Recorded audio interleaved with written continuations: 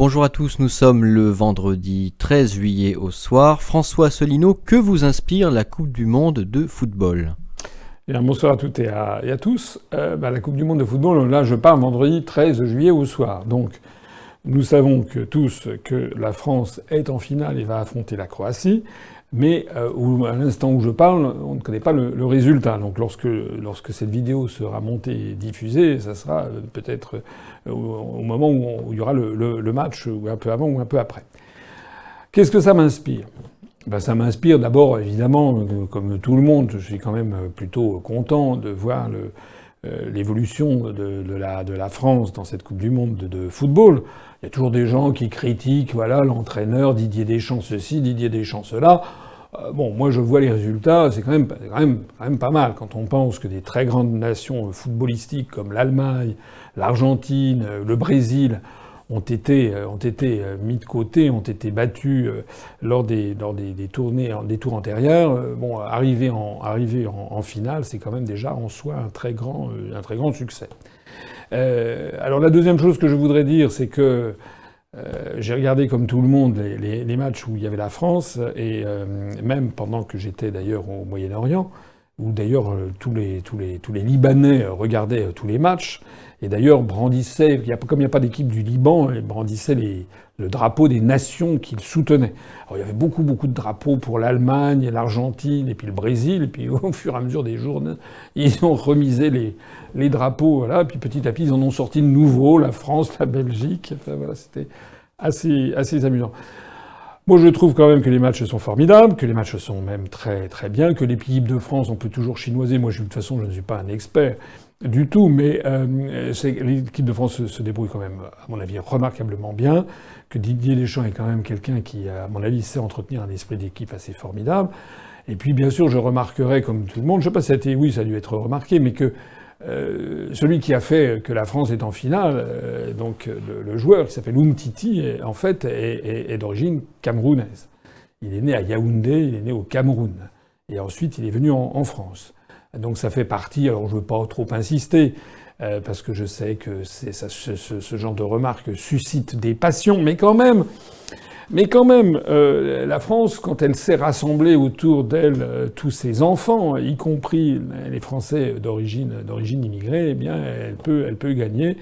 Et donc, tout le monde avait quand même été bien content. J'imagine même un certain nombre d'électeurs du Front National ont quand même dû être bien contents que Umtiti, marque un but, le but décisif qui nous a fait qualifier en finale. Au-delà de ça, je voudrais quand même maintenant avoir un petit regard également critique sur le phénomène. C'est qu'on a affaire à des phénomènes de masse considérables. Le match France-Belgique, le match de demi-finale qui nous a qualifiés, a été suivi. Il y a eu une pointe sur TF1, je crois, aux alentours de 20 millions de téléspectateurs. Donc ce nombre de 20 millions de téléspectateurs à peu près sur TF1, avec une pointe un peu 18 à 20, ça dépendait, il y a des gens qui regardent pas tout en même temps,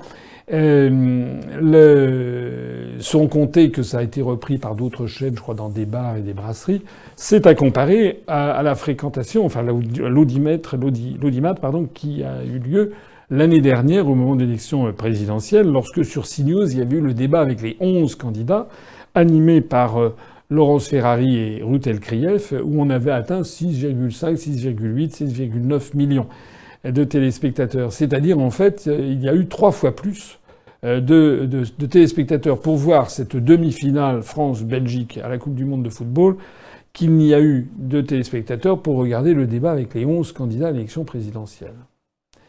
Ça donne quand même à réfléchir, parce que la Coupe du Monde de football, le football, tout le monde aime, enfin moi j'aime bien le foot, mais quand même. C'est-à-dire là, c'est un match de foot. Dans l'autre cas, il s'agissait quand même de se faire une opinion sur les 11 candidats à l'élection présidentielle. Il n'y en a pas eu tant que ça, des moments où les gens ont pu se faire une opinion sur les 11 candidats. Donc ça, c'est quand même quelque chose qui est inquiétant, de la même façon qu'il est un peu grinçant d'imaginer, enfin c'est une réflexion un peu grinçante que je fais, de penser que il y a des centaines de milliers de personnes qui descendent dans les rues, qui klaxonnent, vive la France, etc., parce que il y a eu un coup de tête à droit de Umtiti qui, avec le ballon à dévier, est entré dans le but des Belges. Mais en revanche, descendre dans la rue pour défendre la démocratie, s'opposer à toutes les attaques contre la liberté de l'opinion, la liberté de la presse, la loi des fake news par exemple, qui est très inquiétante, descendre dans la rue pour défendre le service public, pour défendre l'unité nationale, pour défendre les droits sociaux, ben là, il y a quelques dizaines de milliers de personnes qui descendent dans la rue. Donc ça, c'est quand même vraiment quelque chose auquel il faudrait réfléchir et qui est inquiétant. Et puis je terminerai une autre réflexion sur cette histoire de Coupe du Monde, c'est que depuis, on peut mesurer la ferveur populaire qui se manifeste. Elle se manifeste pourquoi, en fait? Parce que, comme pour les Jeux Olympiques, les gens se reconnaissent dans une nation. Lorsqu'il y a eu le match France-Belgique, tout le monde était soit pour la France, soit pour la Belgique. Personne n'a dit « Ah, on est citoyens européens, etc. » Non, c'est pas vrai. Et lorsque, pour la finale, ça va être France contre Croatie, 2 pays membres de l'Union européenne également, eh bien, il y a personne qui va se sentir citoyen de l'Union européenne. Les gens, ils seront pour la France ou seront pour la Croatie. Donc, que ce soit pour les Jeux Olympiques ou que ce soit pour la Coupe du Monde de football, on s'aperçoit que l'appartenance à une nation, c'est ce qui galvanise les populations. En revanche, il y a un phénomène qui est triste, qui est apparu, dont l'origine remonte à 1995, au 15 décembre 1995, sur la décision de l'Union européenne. C'est ce qui est en train d'arriver dans le football des clubs. Qu'est-ce qui s'est passé? Le 15 décembre 1995, il y a eu un arrêt de la Cour de justice des communautés européennes, la CJCE, on ne parlait pas encore de la Cour de justice de l'Union européenne. Et cet arrêt, qui est l'arrêt Bosman, a décidé que s'appliquait l'article, je crois que c'était l'article 48 du traité sur l'Union européenne, qui est devenu l'article 45 maintenant, sur la libre circulation des travailleurs, etc., au sein de l'Union européenne. C'est que depuis ce jour-là, l'Union européenne a imposé que dans les clubs qui sont maintenant des clubs où il y a le règne de l'argent, ce règne de l'argent auparavant était limité. Limité par le fait qu'il y avait dans chaque club, il y avait 3 joueurs maximum qui pouvaient être étrangers. Les autres devaient avoir été formés par le club et être des nationaux. Et au nom de la libre circulation des travailleurs au sein de l'Union européenne, la Cour de justice de l'Union européenne a fait voler ceci en éclats. Qu'est-ce que c'est le résultat? Le résultat, c'est que maintenant on a vu des clubs qui ont acheté des joueurs à travers toute l'Europe. Et parfois on est même arrivé jusqu'à certains cas où dans certaines sélections, il n'y avait plus aucun national dans certains clubs. C'est ce qu'on appelle le mercato. Avec Neymar, qui est le dernier joueur en date, qui a été embauché, je crois, pour quelque chose comme 38 millions d'euros de rémunération par an. Ça fait quelque chose comme 4 000 euros de l'heure. Ça veut dire quoi? Ça veut dire que le football, qui est un sport éminemment populaire, on le disait tout à l'heure, a été gangréné par l'Union européenne, par la décision de l'Union européenne, a été gangréné par maintenant le triomphe de l'argent. Alors c'était déjà un petit peu vrai, ça avait commencé à se développer auparavant, mais avant il y avait quand même ce garde-fou qui était justement l'interdiction que des clubs recrutent tout à fait à l'extérieur. Le résultat d'ailleurs de tout ça, c'est que les peuples se désintéressent progressivement des matchs entre les clubs, parce que les gens se disent « oui, bon, très bien, c'est Madrid, c'est Barcelone, c'est le PSG, c'est ci ou c'est ça ». Mais maintenant, le PSG a été racheté par le Qatar. Le budget du PSG a été en croissance phénoménale en quelques années. On est passé d'un budget, je crois, de 15 millions d'euros à quelque chose comme 540 millions d'euros. C'est n'importe quoi. C'est le triomphe du fric. C'est la fin, la mort du sport, la fin d'un sport populaire qui s'appelle le football. Voilà, je me permets de dire ça parce que on va mettre en ligne justement un dossier sur ce sujet qui a été fait par Mathias Masclet, notre responsable des questions de sport, et qui fait très bien ressortir, et je le remercie, Mathias, d'avoir bien fait ressortir à quel point, même sur un sujet qui paraît très éloigné de la construction européenne, c'est le monde du football, c'est le monde du sport, eh bien, la construction européenne a des effets extrêmement nocifs et délétères. Que retenez-vous du discours d'Emmanuel Macron au Congrès? Le discours de M. Macron, c'était lundi, je crois. Lundi combien? Ça doit être lundi 9 juillet. Apportez-moi M. Macron, s'il vous plaît. On va vous montrer ce qu'est le discours de M. Macron. Voilà. C'est-à-dire, voilà, un ventilo, c'est-à-dire ça brasse de l'air, et c'est tout. Et puis après, ça, quand c'est fini, ça s'arrête, et puis voilà, plus personne n'en parle. J'avais eu l'occasion d'utiliser cette métaphore l'année dernière pendant l'élection présidentielle. J'avais comparé sur je ne sais plus quel, je crois que c'était sur le Lab européen. J'avais dit que M. Macron était en fait comparable à un sèche-cheveux. Alors les journalistes avaient dit comment ça, un sèche-cheveux? J'avais dit oui, un sèche-cheveux parce que ça fait beaucoup de bruit, ça brasse de l'air chaud, ça prend de la place et c'est assez inutile. Eh bien c'est exactement le discours de Macron à Versailles. Ça prend de la place, ça coûte cher. 300 000 € pour rassembler les députés et parlementaires. C'est quand même beaucoup. On aurait pu se dispenser de dépenser 300 000 € à la gloire de Saint-Macron. Hein. C'est comme les tapis Saint-Macron, quoi.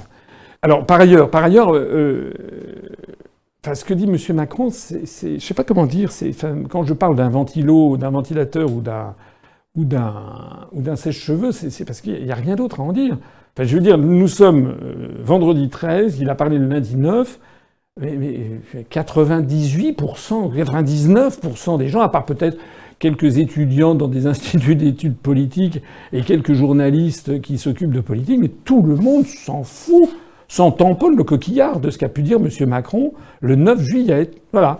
Alors, il a brassé, il a dit qu'il allait... Alors ça, c'est un truc assez formidable, c'est que c'est des phrases comme ça, extrêmement empoulées. Donc il a dit qu'il allait jeter les bases d'un nouveau contrat social du XXIe siècle. Alors ça fait référence à Rousseau pour ceux qui ont des humanités, qui savent que Jean-Jacques Rousseau avait écrit un livre qui s'appelait Le contrat social, enfin du contrat social. Il a dit que voilà, nouveau contrat social du siècle qui s'ouvre, qu'il fallait refonder également, je sais pas quoi, la couverture sociale ou ça, refonder. Refonder. Il est question dans les discours de Macron, comme d'ailleurs de plusieurs de ses prédécesseurs, toujours de refondation. Ces histoires de refonder, refondation, je me dis mais c'est quand même bizarre. Moi, quand j'étais étudiant, quand j'étais jeune, on parlait pas tous les 4 matins de refonder. On refonde le PS, on refonde le Front National, on refonde la gauche, on refonde la droite, on refonde l'extrême droite, on refonde la sécurité sociale, on refonde l'autorité de l'État, on refonde les collectivités locales. Qu'est-ce que c'est que cette histoire? Alors, je suis allé regarder un livre qui est intéressant, qui est un peu érudit, qui s'appelle le Dictionnaire historique de la langue française, en 3 tomes, dictionnaire de Alain Ray, qui est l'un des grands Manitou de cette discipline qui consiste à trouver l'évolution historique et étymologique de la langue française. Et donc j'ai regardé à refonder, ça renvoyait au verbe fonder, et là il y avait un petit article sur refonder. Eh bien, en fait, c'est apparu dans la langue française vers 1989, enfin en 1989, avec les refondateurs du Parti communiste, au moment où le communisme s'effondrait du côté avec le mur de Berlin. Et les termes de refondation et de refonder, c'est 1991-1992. Autrement dit, c'est un terme qui est tout à fait récent et dont, j'avoue, je reconnais que je prends quand même une certaine dilection, un certain plaisir à me découvrir que ce verbe, qui en fait est un mot valise qui ne veut rien dire par rapport à réformer. Refonder, en fait, c'est apparu avec l'effondrement de l'Union soviétique et du camp socialiste, d'une part, et avec le traité de Maastricht, d'autre part, créant l'Union européenne. Donc, depuis lors, ça fait partie de ces mots qui ne veulent à peu près rien dire, comme d'ailleurs les discours de M. Macron. C'est pour ça que Macron en a plein la bouche de ces refondations, parce que constamment, ça lui évite d'approfondir le sujet, si vous voulez, d'une façon plus précise. Alors, dans le discours de M. Macron, moi, je l'ai pris, je l'ai regardé, je me suis dit, en fait, quand on le regarde sous un certain angle, il y a franchement de quoi se tordre de rire, parce que ça ne veut rien dire. Par exemple, il y a des phrases comme « c'est à son élaboration de ce contrat social du XXIe siècle, c'est à son élaboration comme au détail de sa mise en œuvre que je veux inviter les partenaires sociaux. » Voilà, il veut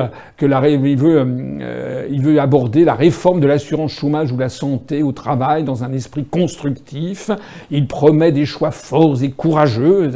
Mais ça, on pourrait en faire comme ça pendant Un jour, je crois que je vais faire un discours comme ça, peut-être un entretien d'actualité, de langue de bois. Hein. C'est exactement ce que ne supportent plus les Français.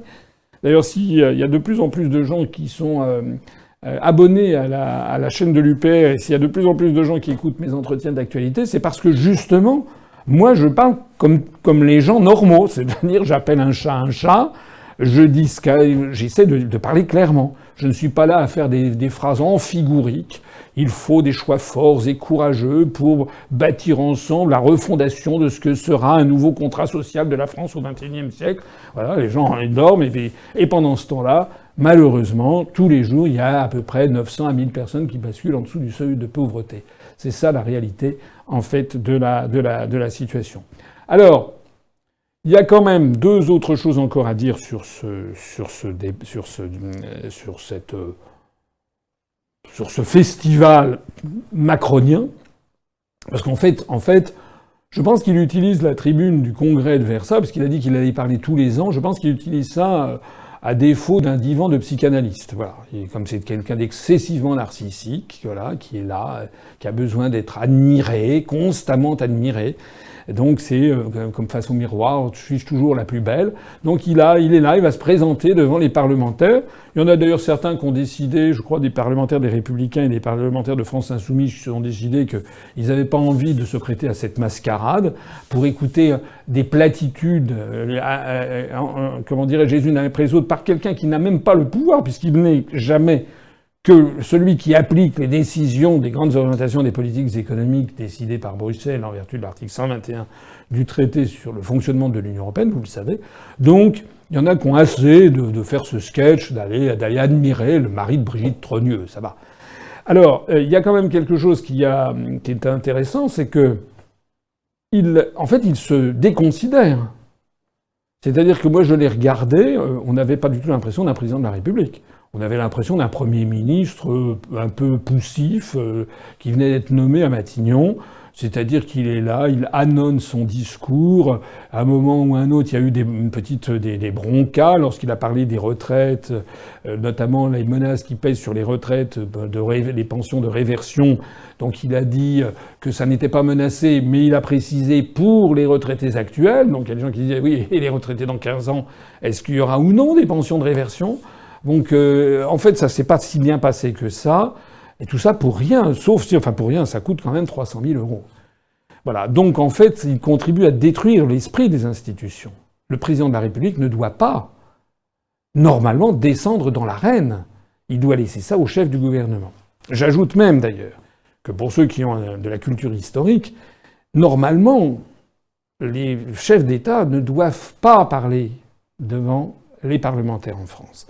Ça remonte au coup d'État du 18 Brumaire, en 1799, lorsque Bonaparte a fait un coup d'État pour sortir du consulat, et en fait, ça allait mener progressivement à l'instauration de l'Empire, c'est-à-dire une dictature. Et donc, depuis lors, la tradition républicaine a été que le chef de l'État, qui est le leader, le chef de l'exécutif, il lui était interdit physiquement, de se rendre dans l'enceinte parlementaire des députés et des sénateurs, parce que c'est une espèce d'endroit sacré qui est celui de la souveraineté nationale, celui du législateur, et que le chef de l'exécutif ne peut pas se mêler du législateur. Ça doit être bien séparé. C'est la grande tradition française depuis Montesquieu de la séparation des pouvoirs. Et tout ceci a été scrupuleusement respecté jusqu'à Nicolas Sarkozy. Et c'est Nicolas Sarkozy qui, le premier, a commencé à donner des coups de canif là-dedans. Et pourquoi des coups de canif? Pour s'inspirer d'une tradition qui n'est en rien française, qui est bien entendu la tradition américaine, avec le discours annuel devant la Chambre des représentants, enfin devant le Congrès aux États-Unis, justement, du président des États-Unis. Mais je rappelle que les États-Unis n'ont pas de Premier ministre, que le président des États-Unis cumule en sa personne ce qui, en France, est le rôle du président de la République et du Premier ministre. C'est-à-dire que le président de la République qui est aux États-Unis est à la fois le chef de l'État et le chef de l'exécutif et le chef du gouvernement, alors qu'en France, le chef de l'État n'est pas le chef du gouvernement, c'est le Premier ministre qui est le chef du gouvernement. Donc cette dualité n'existe pas aux États-Unis. Et donc on a imité en fait ce système-là et on torpille la tradition républicaine. D'ailleurs, M. Macron veut aller plus loin puisqu'il veut faire des réformes constitutionnelles où après ça, les députés et sénateurs pourraient lui répondre et puis lui, il pourrait répondre. Ça va se transformer en... C'est un avilissement d'abord de la fonction présidentielle qu'est en train de faire Macron, de sa propre fonction, mais c'est également... c'est vraiment une dérive qui est très inquiétante par rapport à tous les grands principes républicains. Et puis par ailleurs, alors je le dis pour mémoire, mais là-dedans, Édouard Philippe, le Premier ministre, on ne sait plus où il est, il s'est vaporisé dans l'atmosphère. Je ne sais pas, ça n'existe plus. Il n'y a plus de Premier ministre en fait dans ce système. Le Premier ministre n'est plus qu'une espèce de chef de cabinet, comme ça que l'on. Donc c'est très avilissant aussi pour le chef du gouvernement. C'est d'ailleurs très bête en définitive, et en plus de tout. Pour M. Macron lui-même, parce que ce qu'avait voulu Charles de Gaulle avec cette dualité au sommet de l'État, c'est que le Premier ministre dirigeant la politique de la nation, c'est l'article 20 de notre Constitution, c'était le Premier ministre qui justement était en permanence sur le feu, sur le qui-vive, et c'était lui qui se ramassait l'impopularité inhérente à l'exercice du pouvoir, tandis que le chef de l'État, qui lui était le garant de l'essentiel, comme disait Charles de Gaulle, l'essentiel étant l'unité nationale, le destin de la France, les relations internationales, c'était ça l'essentiel. Ça, c'était protégé. Donc le chef de l'État était un peu en arrière-plan et il était protégé. Macron, en voulant tout cumuler, une espèce d'avidité puérile en définitive, en faisant des discours puérils, amphigouriques, on dirait du Paul Déroulède, des discours qui ne veulent rien dire. En fait, Macron est en train de se prendre pour un paratonnerre. C'est lui qui est en train d'attirer sur sa propre personne toute la colère des Français. Voilà, il n'a rien compris. En fait, il n'a rien compris. C'est comme ça. Donc le résultat, il n'a pas tardé à se manifester. C'est que les résultats des sondages sont en chute libre. Maintenant, il n'y a plus que 34% des Français qui lui font confiance. Il est arrivé à peu près un an après. Il est presque arrivé au record détenu par François Hollande, au record d'impopularité. Et tout donne à penser que cette impopularité va se poursuivre. Il est donc de toute première urgence, lorsque nous arriverons, nous, au pouvoir, eh bien, nous remettrons en cause ces réformes insensées de Macron, ces réformes constitutionnelles, et en particulier celle-ci. Nous introduirons dans la Constitution exactement, nous ferons le contraire de ce qu'a fait Macron, parce que nous sommes des gens sensés, et nous inscrirons dans la Constitution que le président, que les assemblées sont le représentant de la souveraineté populaire, de la souveraineté du peuple français. Elles sont inviolables, et le président de la République, le chef de l'exécutif, ne peut en aucun cas s'y présenter et prendre la parole. Voilà. Au bout du compte, ce qu'il s'agit de sauver, c'est quand même la République et la démocratie. Où en est le Brexit ? Alors, le Brexit, ça change tous les jours. On a eu, depuis le dernier entretien d'actualité que j'ai fait, je ne sais plus, il y a 3 semaines ou un mois, il y a quand même eu beaucoup de nouveaux. Il y a eu le fait que la loi a été promulguée par la reine Elisabeth II. Ça veut donc dire que le Brexit aura lieu. Ça, c'est une chose qui est acquise. Mais à partir du moment où la reine l'a promulguée, j'ai fait d'ailleurs un petit texte là-dessus qui a été mis sur notre site et sur les pages Facebook, le sujet est définitif. Voilà. Le problème, c'est le contenu. C'est-à-dire que le Brexit a lieu, mais quel en est le contenu ? Parce que le mot Brexit, finalement, ça veut dire que le Royaume-Uni sort de l'Union européenne. Mais tout le débat qui a actuellement lieu au Royaume-Uni, ça fait maintenant 2 ans que ça dure, c'est de savoir quel va être l'accord de sortie de l'Union européenne avec les pays membres de l'Union européenne. Or, vous l'avez vu, ce qui s'est passé au cours des derniers jours, c'est que Madame Theresa May a été sommée par quelques chefs d'entreprise, notamment Thomas Enders, qui est le patron exécutif du groupe Airbus, qui est un Allemand, qui a commencé à avoir des exigences incroyables, qui d'ailleurs s'est exprimé devant la Chambre de commerce allemande à Londres, enfin, on croit rêver. Et Madame Theresa May a donc fait avaliser un projet de Brexit, de soft Brexit, de Brexit doux, par son gouvernement qu'elle avait réuni au manoir de Chequers, une espèce d'endroit où se réunissent fréquemment les gouvernements britanniques pour des séminaires de réflexion. Et puis, dans cette décision qui a été annoncée, il y en a qui n'ont pas trouvé leur compte, et donc 2 des principaux ministres pro-Brexit du gouvernement, David Davis, qui était très pro-Brexit, très eurocritique, qui était le ministre du Brexit, justement. Et puis Boris Johnson, le flamboyant ministre des Affaires étrangères, qui a été une des pièces maîtresses de la campagne des partisans du Brexit, eh bien, ont claqué la porte un jour puis le lendemain du gouvernement en disant que Madame Theresa May était en train de trahir le choix des électeurs. Alors, j'ai expliqué dans un article que je vous invite à aller lire si vous ne l'avez pas vu, pourquoi cette situation. Cette situation, elle vient d'abord du fait que lorsque le Brexit a été voté au Royaume-Uni, il y a eu, sur 100 personnes qui ont voté en faveur du Brexit, le Brexit a été adopté en juin 2016, par 52% des électeurs. Parmi tous les électeurs qui ont voté pour le Brexit, sur 100, il y en avait 40 qui étaient des électeurs du Parti conservateur, donc qui étaient les premiers par rapport aux autres, mais qui étaient minoritaires. C'est-à-dire que 60% des électeurs du Brexit n'étaient pas des électeurs traditionnels du Parti conservateur.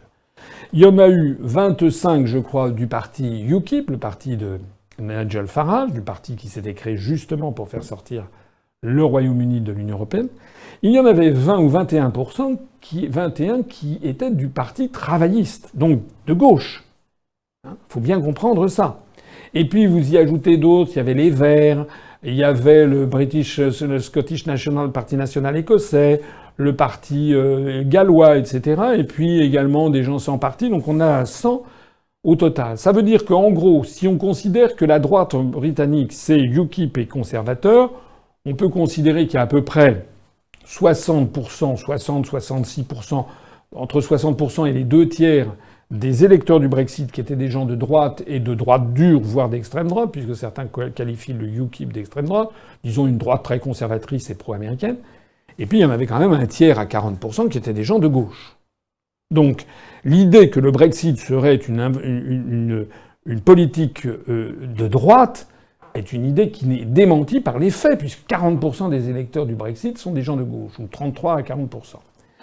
Le deuxième point, c'est que le gouvernement qui a été chargé ensuite de mener le Brexit a été chargé parce que les Anglais ne disposent pas d'un parti politique qui aurait pu être le parti représentant l'électorat du Brexit. Il n'y a pas de parti, même le UKIP est très à droite, parti conservateur est à droite, parti travailliste est à gauche, etc. Mais les électeurs qui ont voté pour le Brexit, ils n'ont pas eu un parti qui les représente. Donc on a eu un parti conservateur, puisque la Chambre des communes n'avait pas été dissoute. Donc il y avait les députés avant et après le référendum, c'était les mêmes. Donc la majorité était conservatrice. Et donc on a eu un gouvernement conservateur pour mener le Brexit. Mais le problème, c'est que je vous ai dit qu'il n'y a que 40% des électeurs du Brexit qui étaient des électeurs du Parti conservateur. Le problème supérieur, c'est que par ailleurs, le Parti conservateur n'avait pas pris de position sur le Brexit, puisqu'il y avait à l'intérieur du Parti conservateur des partisans, d'ardents partisans du Brexit et d'ardents partisans de l'inverse, c'est-à-dire du Remain, c'est-à-dire rester dans l'Union européenne. Et donc, comme le parti était extrêmement divisé, comme par exemple avait pu l'être le RPR de la grande époque au moment de Maastricht, en 92, je rappelle que Chirac avait appelé à voter oui, mais Philippe Séguin ou bien Charles Pasqua avaient appelé à voter non. Eh bien donc, ça avait tiré à hu et à dire, mais c'était le cas pour le Parti conservateur. Sachant quand même que 2/3 des ministres avaient appelé à voter pour le maintien dans l'Union européenne. Et donc on a eu un nouveau gouvernement, avec comme Premier ministre Madame Theresa May, qui est une femme très bien, une femme intelligente, remarquable, certainement. Mais Madame Theresa May, elle avait quand même un vice d'origine, c'est qu'elle avait appelé à rester dans l'Union européenne. Et donc, le gouvernement qui a été chargé de mettre au point le Brexit est un gouvernement qui est composé uniquement de membres du Parti conservateur. Il n'y a personne du UKIP, il n'y a personne du Labour, il n'y a personne de la gauche et de l'extrême gauche. Donc tous ces électeurs-là ne sont pas représentés au gouvernement. Mais pire encore, le gouvernement conservateur, Madame Theresa May, pour être en conformité avec sa majorité, a été obligée dans son propre gouvernement d'avoir des ministres pro-Brexit et des ministres pour le maintien dans l'Union européenne. Voilà. Alors vous imaginez comment est-ce que l'on peut faire sortir le Royaume-Uni de l'Union européenne si à l'intérieur du gouvernement, les gens ne savent pas ce qu'ils veulent, ils s'attirent à hu et à dia. C'est exactement la situation.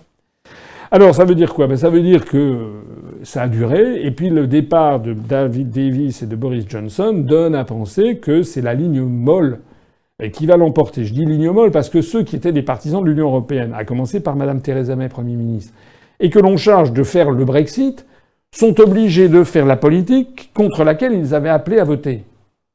C'est un peu comme si en France, il y avait un référendum sur le Frexit, sur la sortie de la France de l'Union européenne, et que tout le monde se mobilise, à commencer par moi et l'UPR, et que le Frexit gagne, comme l'avait prophétisé d'ailleurs Macron lors de son voyage au Royaume-Uni en février dernier, et qui est, mettons, 53 ou 54% des Français qui votent pour la sortie de l'Union européenne, et qu'à ce moment-là, Macron décide que le Premier ministre qui va mener cette sortie de l'Union européenne, ça sera Alain Juppé ou François Bayrou, qui sont des partisans du maintien dans l'UE.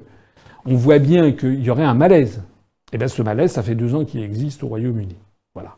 C'est-à-dire qu'à la fois ils sont obligés de le faire, et à la fois c'est fait par des gens qui font tout pour essayer de neutraliser une partie de ce Brexit. Faut-il en conclure, comme certains, j'ai lu certaines, parce que j'ai fait un article, j'ai vu certains commentaires, il y a des gens qui disent que je m'étais trompé, qu'en fait il n'y aurait jamais de Brexit, que j'avais été un petit peu trop allant, et ci et ça. Je ne pense pas qu'on puisse dire qu'il n'y aura jamais de Brexit non plus. Parce que ce dont il s'agit aujourd'hui, c'est d'avoir une zone de libre-échange avec l'Union européenne en matière commerciale, mais pas en matière d'échange de personnes. Le gouvernement britannique veut simplement que ça concerne l'échange des marchandises. Et que, à ce titre, le Royaume-Uni appliquera donc les décisions qui sont prises par le marché commun et acceptera d'être assujetti aux décisions de la CJUE. C'est ça, la Cour de justice. C'est ça qui met en colère les partisans du hard Brexit.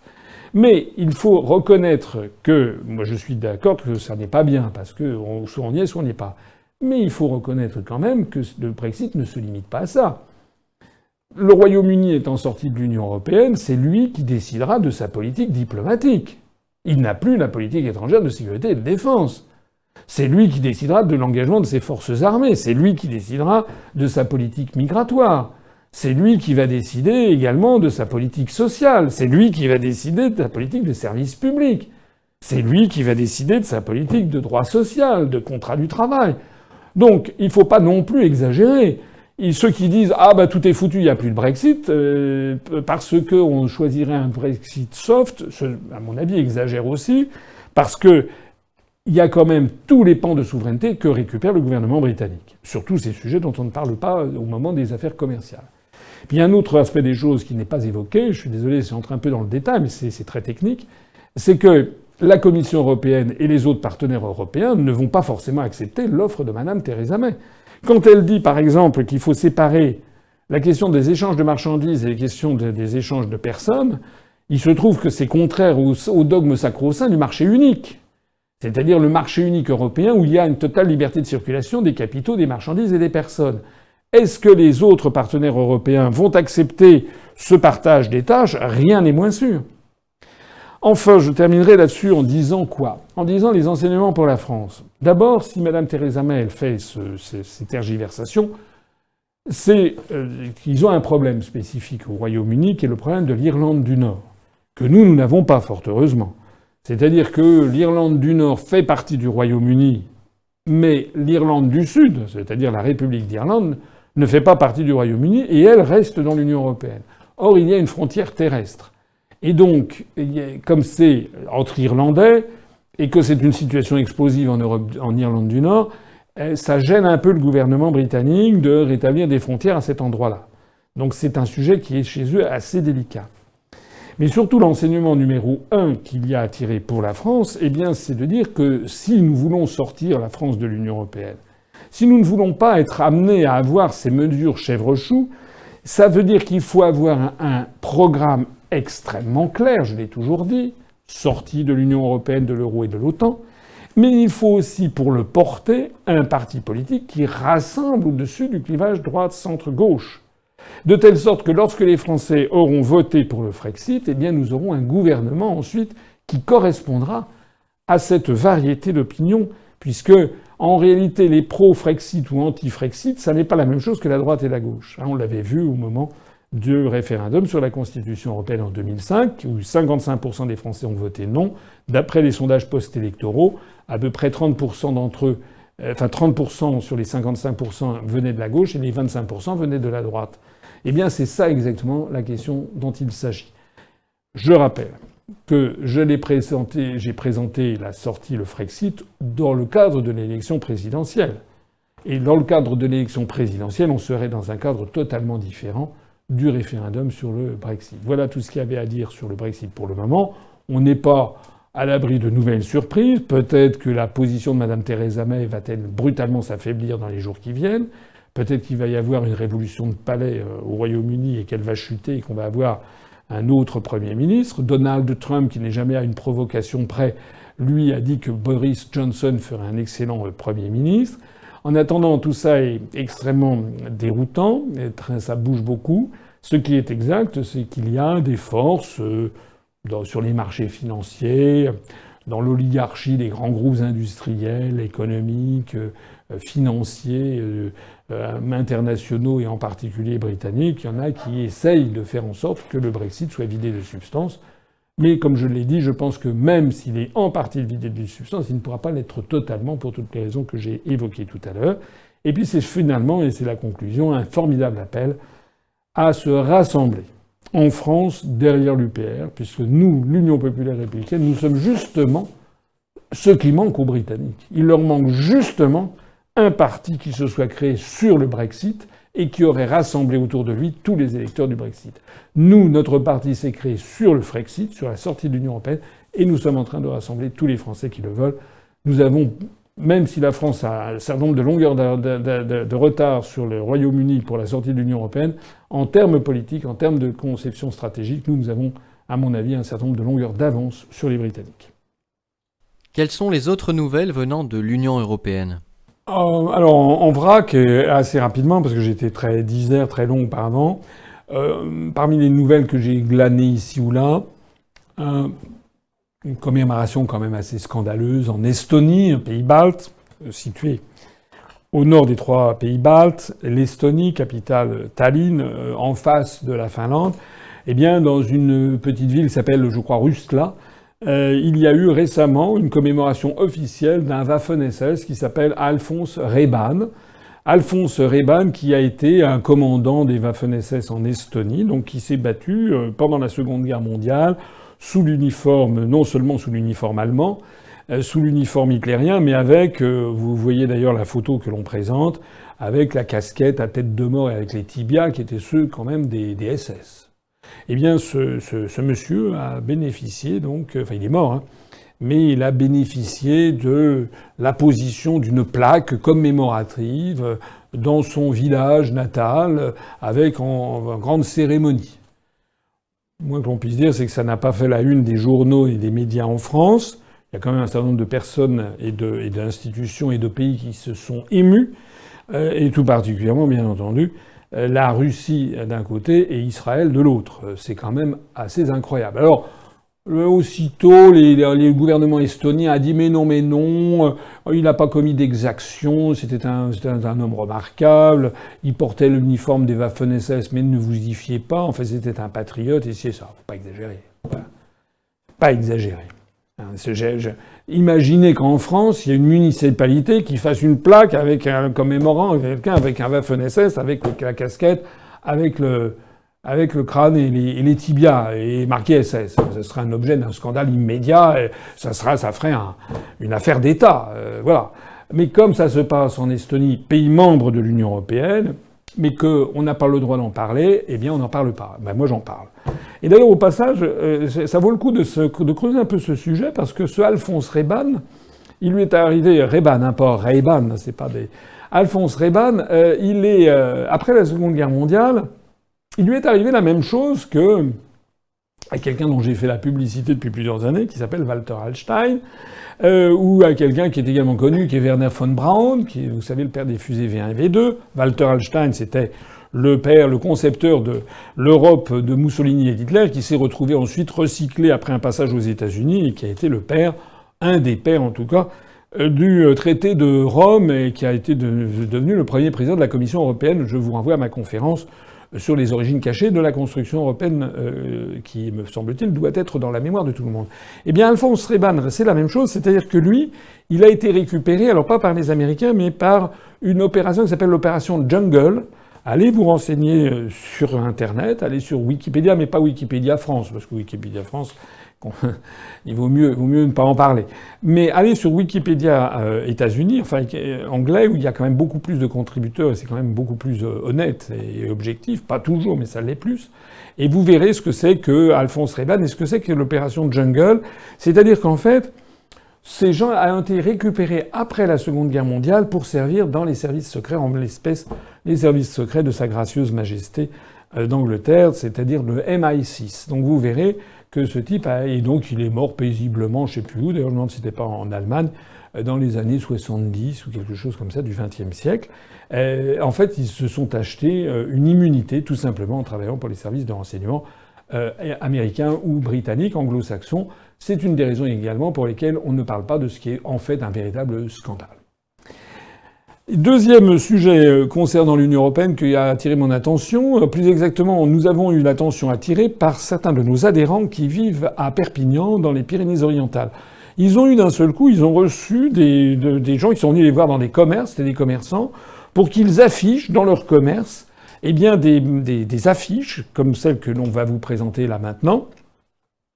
Des affiches qui sont en fait émises par une association qui s'appelle Plataforma per la Lengua. Oh, mon catalan est assez faible, enfin je comprends que ça veut dire la plateforme pour la langue. Et en fait, cette association catalane milite donc pour développer l'apprentissage du catalan dans les écoles et dès l'école primaire. Et donc, il s'est accompagné de tout un discours qui tire la sonnette d'alarme de façon absolument scandaleuse sur le fait que l'État en France, l'État totalement autoritaire, totalitaire, etc. Vous connaissez la chansonnette. Eh bien, qu'il faut absolument développer l'apprentissage du catalan. Voilà. Je rappelle que, pour ce qui me concerne, nous ne sommes pas contre les langues régionales. Les langues régionales, ça fait partie du patrimoine, etc. Mais ne pas être contre des langues régionales, c'est pas la même chose que les promouvoir constamment, au point, comme c'est arrivé en Catalogne, que désormais, les enfants en Catalogne apprennent le catalan et n'apprennent plus l'espagnol. Et donc, j'ai déjà rappelé qu'au XXIe siècle, comme dirait Macron, on ferait mieux d'apprendre aux Français les grandes langues du monde, et pas seulement l'anglais, mais le russe, le chinois, l'hindi, l'arabe, le brésilien, qui n'est pas exactement la même chose que le portugais, l'espagnol, etc., à mon avis, plutôt que et puis déjà, ils ferait bien d'apprendre aux Français, aux jeunes Français, la langue française. Déjà bien maîtriser sa langue maternelle, l'écrire correctement, c'est quand même accès à une richesse et accès à la 6e langue ou 7e langue la plus parlée au monde. Mais derrière ce qui se cache derrière tout ça, c'est en fait, bien entendu, au-delà de cet artifice de la langue, c'est en fait le démembrement des États-nations. Et je vous invite à regarder minutieusement cette autre photo qui émane du site de Plataforma per la Lengua, où l'on voit que les actions de cette association, eh bien, s'adressent à la Catalogne, mais toute la Catalogne, y compris ce qu'ils appellent Catalunya Nord, c'est-à-dire justement le département français des Pyrénées-Orientales. C'est-à-dire qu'il s'agit bien, dans l'esprit des gens, d'avancer progressivement, à pas de loup, de façon subreptice, mais il s'agit progressivement d'avoir une organisation transnationale entre l'Espagne et la France qui vise à faire apparaître une nouvelle nation qui s'appelle Catalunya et qui a vocation à incorporer le département français des Pyrénées-Orientales, cette partie de la France qui a été rattachée à la France avec le traité des Pyrénées de mémoire de 1659 négocié par Mazarin. Je voudrais à ce propos attirer l'attention sur le fait que je suis allé regarder qui finance. Alors c'est pas clair parce que là-dedans c'est pas très ça se prétend toujours très transparent, mais quand on essaie de voir mais qui paye, on a du mal à trouver. Il semble que ceux qui payent ce soit essentiellement des collectivités locales catalanes, la ville de Barcelone, telle ou telle province, enfin tel l'équivalent de je sais pas de canton à l'intérieur de la province de Catalogne, mais pas que. J'ai vu qu'il y a une fondation italienne là qui paye. On se demande pourquoi une fondation italienne paye ses actions destinées à développer la langue catalane.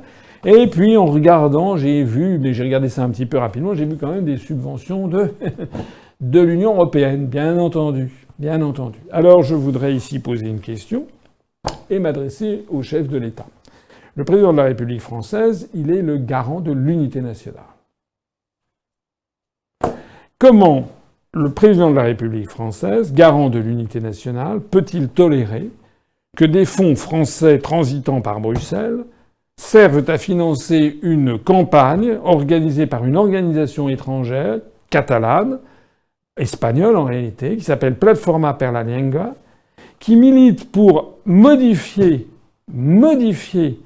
le programme scolaire français dans le département des Pyrénées-Orientales, qui milite pour qu'on y apprenne aux jeunes enfants, dès leur plus jeune âge, la langue catalane, c'est-à-dire s'opposer en fait à l'article 1 ou l'article 2 de la Constitution française, notamment la langue de la République et le français, et avec comme arrière-pensée claire, puisqu'il y a même la carte qui vous a été montrée, le fait d'un jour arracher le département des Pyrénées-Orientales à la République française pour la racheter à une future, rattacher à une future république catalane qui serait indépendante dans le cadre de l'Union européenne, puisque c'est la politique des euro-régions. Donc il va falloir que le président de la République française s'explique. Comment est-ce qu'il concilie le rôle qui lui est donné par la Constitution française, garant de l'unité nationale, et le fait que l'État, en France, ferme les yeux sur l'existence même d'ailleurs d'une quasi-ambassade de la Catalogne à Perpignan, la Casa de Catalunya, et sur ces manœuvres qui visent en fait à saper le programme scolaire français et en fait à saper l'autorité de l'État et l'unité nationale. Alors, troisième sujet, très rapidement, on a appris que le nouveau gouvernement italien, le gouvernement avec le Movimento 5 Stelle et les 5 étoiles et puis la Lega, eh bien, a décidé, a annoncé officiellement que les parlementaires de Mouvement 5 étoiles et de la Lega ne ratifieront pas le CETA, c'est-à-dire ce traité transatlantique avec le Canada, entre le Canada et l'Union européenne. Je rappelle qu'il faut l'unanimité des États membres de l'Union européenne pour ratifier un traité de cette nature.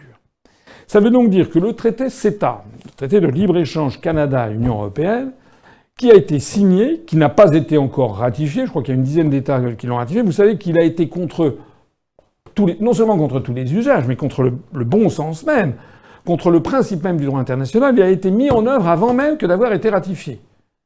C'est quand même incroyable. C'est comme si, je sais pas, vous commenciez à recevoir les rémunérations pour un emploi avant que vous ayez signé votre contrat de travail, quoi. Enfin, ça serait assez favorable pour le salarié, il faut le reconnaître. Moins pour l'employeur. Donc là, on est dans un système ubuesque et qui va d'ailleurs trouver sa fin, puisque le gouvernement italien a dit que la majorité au Parlement à Rome allait donc refuser de ratifier le CETA. Voilà, alors affaire à suivre, mais c'est quand même assez drôle, si l'on peut dire, de voir que décidément, c'est à la fois drôle et triste, de voir que décidément l'Union européenne est en train de fuir, de fuiter de partout, si l'on peut dire. Alors, quatrième information venant de l'Union européenne, c'est le drame qui est arrivé à notre ambassadeur de France en Hongrie, Éric Fournier, qui a cru bon d'envoyer une lettre au département, comme on dit au Quai d'Orsay, c'est-à-dire à son administration centrale.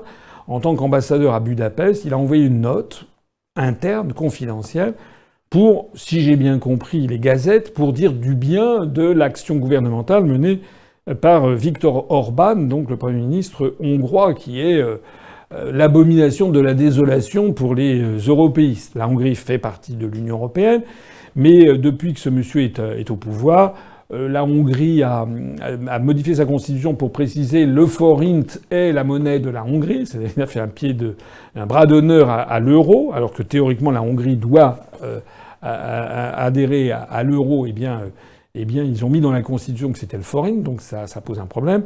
Et par ailleurs, il a pris des mesures extrêmement, fermes contre l'immigration, en refusant notamment de prendre des migrants venus notamment d'Italie. Donc ça lui vaut une série de passes d'armes avec la Commission européenne. Alors, notre ambassadeur en Hongrie, Éric Fournier, que je ne connais pas, a envoyé une note à son administration. Cette note a fuité, est arrivée sur le site Mediapart. Et dans cette note, il était question du style que la politique de Viktor Orban était très déterminée, avait plusieurs, enfin je sais pas quoi, était bien calculée, qu'il avait de la vision, une vision stratégique à long terme, que c'était ce qu'il fallait faire ici et ça. Moi, j'ai pas vu la note.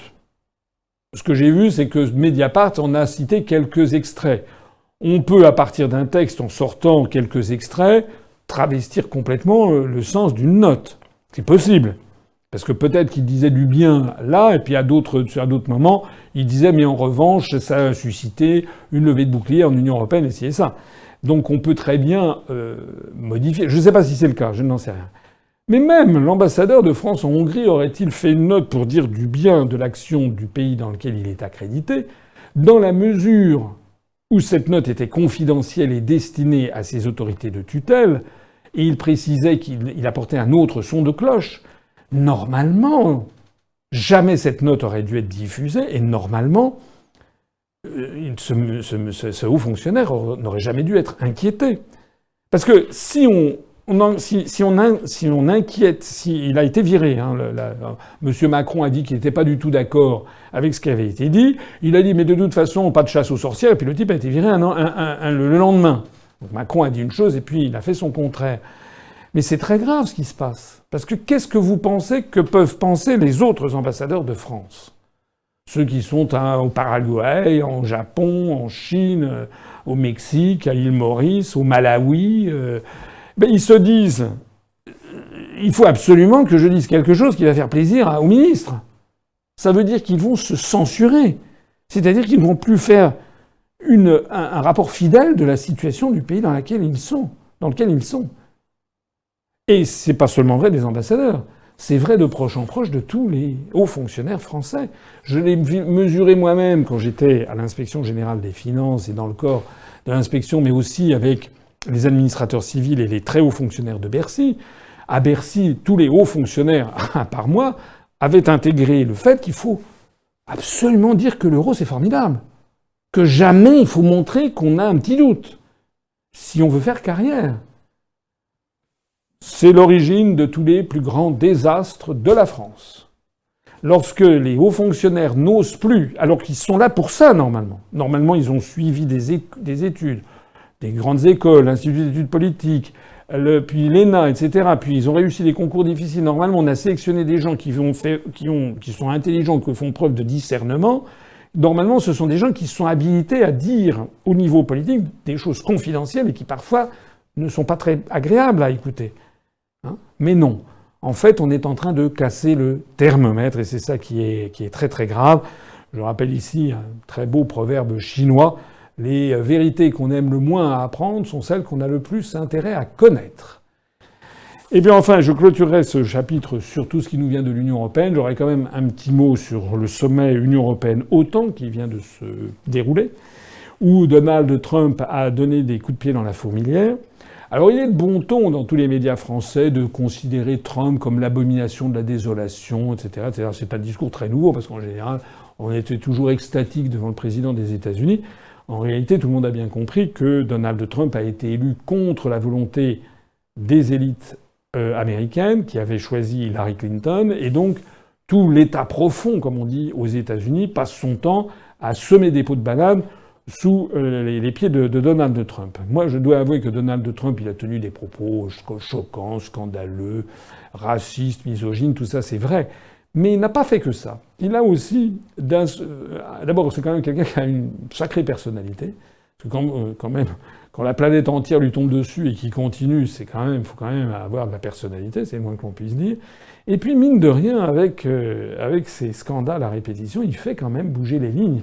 Par exemple, sur l'affaire de l'OTAN, eh bien, en dénonçant l'Allemagne, en disant qu'il fallait que les pays payent non seulement 2%, mais 4%, ça fait 3, 4, 5 prédécesseurs de Donald Trump à la Maison-Blanche qui disaient la même chose, mais ils n'étaient jamais parvenus à rien.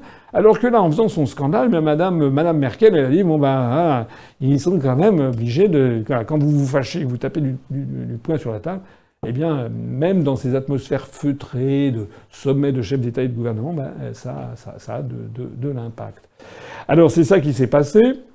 Monsieur Macron, toujours comme ça, avec son air de maître d'hôtel du restaurant Taïwan, là, il est là, il se faufile, et puis il a dit, il est allé devant les caméras pour dire l'OTAN est beaucoup plus fort maintenant qu'avant. Enfin, c'est des formules à la Macron, quoi.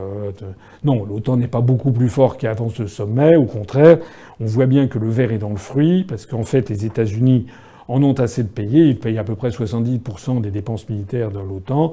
Et les États-Unis sont en train de s'appauvrir. Donald Trump est en fait le porte-parole de la classe ouvrière aux États-Unis et de la middle class. Et donc, il est en train de ruer dans les brancards. Et on voit bien qu'il y a une atmosphère de déréliction qui a gagné l'OTAN. On notera au passage, d'ailleurs, que Mme Merkel a fait des déclarations après son entretien avec Donald Trump au sommet de l'Union européenne et de l'OTAN. Et Mme Merkel a dit qu'il ne fallait jamais oublier que la construction européenne avait été très grandement facilitée par l'OTAN. Alors je rappelle que dire ce genre de choses l'année dernière m'avait valu d'être taxé de complotiste et de conspirationniste. Je vais donc suggérer à France Info, France Inter, etc., et aux uns et aux autres, maintenant d'expliquer aux Français que Mme Merkel est également complotiste et conspirationniste. En fait, elle m'a fait que dire ce que je dis, qui est une vérité historique absolument irréfragable, ou irréfutable si vous préférez, c'est que c'est l'OTAN l'OTAN et l'Union européenne, c'est la même chose. L'OTAN, c'est la phase militaire d'une opération de vassalisation états-unienne dont la phase civile est l'Union européenne. Voilà. Et puis j'en aurais fini sur ce sommet de l'Union européenne et de l'OTAN en soulignant quand même cette anecdote pénible, atroce en fait, de Jean-Claude Juncker, donc le président de la Commission européenne, qui est sorti, qu'on a vu titubant dans un état d'ébriété profonde, enfin le pochetron de service. On savait que c'est un pochard, mais quand même, là, ça prend des proportions quand même assez dingues, parce que c'est devant le président des États-Unis, le Premier ministre britannique, les chefs d'État et de gouvernement, tout le monde est comme ça très... Et puis on voit un type que l'on traîne comme ça.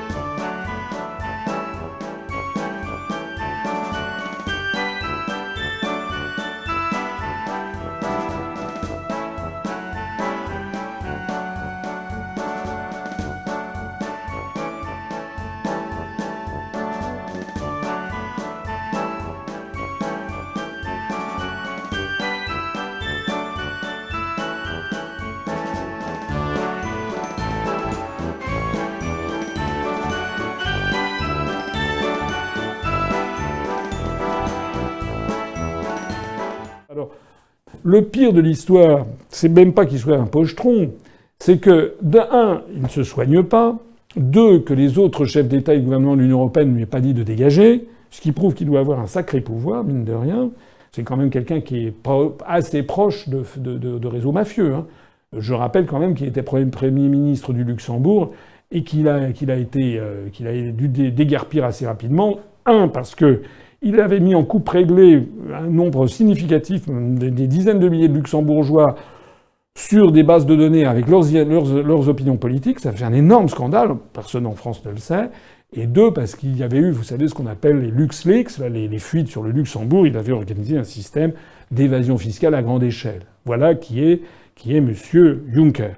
Alors, normalement, il aurait dû être évincé, mais il doit avoir sans doute un certain nombre de soutiens dans l'état profond qu'il y a au sein de l'Union européenne. Monsieur Juncker est déjà apparu comme quasiment ivre-mort à plusieurs reprises. On l'avait vu dans un sommet dans un pays de l'Est, je ne sais plus où c'était, en Lituanie, je crois, ou quelque chose comme ça, où il avait asséné des baffes à Viktor Orban, justement, hongrois, qu'il avait appelé dictateur. Il avait fait la bise, il avait roulé des palos à je ne sais plus qui, presque à François Hollande. Enfin, il était dans un état d'ébriété profond. Mais là, c'est devenu quelque chose là, plus personne ne peut le cacher. Alors la presse mondiale s'est emparée de l'affaire.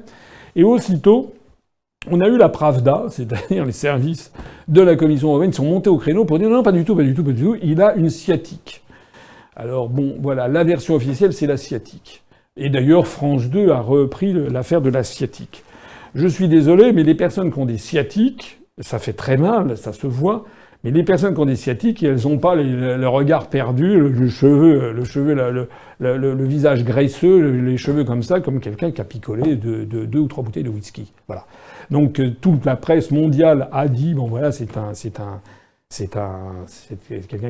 qui était ivre-mort. Et puis la presse officielle de l'Union européenne, relayée par France 2, donc c'est une fake news que relaye France 2. Donc je vais demander au CSA, puisque le CSA a trouvé à redire sur le fait que Russia Today avait fait une mauvaise traduction sur une histoire concernant la Syrie, et avait envoyé une mise en garde à Russia Today, mais là il va falloir que le CSA envoie une mise en garde à France 2, qui ose dire que quelqu'un qui titube et dont le taux d'alcoolémie doit friser les 4 grammes, eh bien qu'il a une sciatique. Voilà. Ça rappelle les fâcheuses mémoires. Ça rappelle, vous savez, dans toutes les dictatures, ça aussi c'est très intéressant, c'est que dans toutes les dictatures, on cache l'état de santé des dirigeants. Toujours. On raconte des sornettes. Voilà. Ou dans des dictatures ou dans des États qui sont très très bien tenus. Voilà, on ne sait pas ce qui se passe, on ne sait pas quel est l'état de santé. Par exemple, Staline, on avait appris au dernier moment quasiment qu'il était mort. Officiellement, il se portait comme un charme. Mao Tse-tung, c'était pareil, et ci et ça. Donc là, la version officielle, c'est que M. Juncker a une sciatique. Fermez le banc. Voilà, c'est un entretien qui a été déjà très long, donc je vais être très court pour le conclure. Premièrement, nous sommes le vendredi 13 juillet au soir. Demain, c'est le 14 juillet. Donc, je souhaite à tous mes compatriotes une bonne fête nationale. Et je souhaite de pouvoir entonner avec le feu d'artifice la Marseillaise demain. Après-demain, c'est le dimanche 15 juillet. C'est la finale de la Coupe du Monde. Eh bien, je suis, comme tout le monde, je souhaite la victoire de la France. Vive les Bleus et vive la France. Et puis, pour le reste... Nous sommes maintenant entrés en période estivale, après le 15 juillet. Je vais sans doute faire quelques entretiens d'actualité, mais sur un rythme un petit peu ralenti, peut-être un tous les 15 jours jusqu'à la rentrée, début septembre. Je signale que nous aurons notre université d'automne qui se tiendra à la fin octobre, je l'ai déjà dit, le dernier week-end d'octobre. On vous tiendra au courant suffisamment tôt. Pour le reste, il me reste à vous souhaiter de bonnes vacances d'été. Vous signalez que même si les entretiens d'actualité vont se ralentir, il y aura sur le site régulièrement toujours des informations, notamment des articles avec de nouvelles contributions qui vont venir de beaucoup de nouvelles contributions. Donc regardez, à peu près tous les jours, il y aura quelque chose de nouveau. Et puis nous aurons également quelque chose, on va faire un petit effort spécial, c'est que je pense que nous aurons une opération LUPER ouverte tout l'été, c'est-à-dire que notre siège à Paris, rue Baffroy, notre nouveau siège, eh bien, sera ouvert du lundi au vendredi pour recevoir le public, puisque nous aurons des bénévoles qui seront là pour recevoir le public, pour venir éventuellement faire vos achats ou faire vos adhésions. Et je terminerai là-dessus. Je voudrais signaler que nous avons en ce moment un nombre significatif d'adhérents de l'année dernière qui n'ont pas encore versé leur cotisation pour cette année. Il faut le faire, nous en avons absolument besoin. Je n'ai pas de valise de billets, ni de M. Hariri, ni de Mme Bettencourt, de feu Mme Bettencourt, ni de M. Poutine. Il faut absolument se mobiliser, puisque la rentrée, ça va être à partir de la rentrée. On va rentrer sur quelque chose de tout à fait important. Mais vous verrez ça au moment de la rentrée, justement. C'est notre participation aux élections européennes. Voilà. Songez bien à verser vos cotisations, songez bien à parler de vous, profitez des apéros, les soirées d'été, les longues soirées d'été avec des amis quand vous êtes en vacances. Parlez-leur de l'UPR gentiment, mais expliquez-leur un petit peu quelles sont vos convictions. Faites-leur connaître nos entretiens, nos conférences. Envoyez-les sur les dossiers qu'il y a sur le site internet. On va être présent d'ailleurs un petit peu partout pendant le Tour de France. On est présent également. On a lancé une campagne d'affichage pour lutter contre la privatisation de la gestion des autoroutes, etc. On a des équipes qui collent des affiches pendant l'été, parce que pendant l'été, eh bien, la politique continue. Voilà. Mon dernier mot, comme d'habitude, vive la République et vive la France. Retrouvez nos analyses, nos propositions, adhérez ou faites un don sur upr.fr. Retrouvez-nous aussi sur Facebook pour partager des idées et participer au direct. Twitter pour suivre les réactions de François Asselineau au jour le jour. YouTube pour ne rater aucune de nos vidéos. Pour nous aider à rétablir la démocratie, poussez-nous, abonnez-vous, partagez.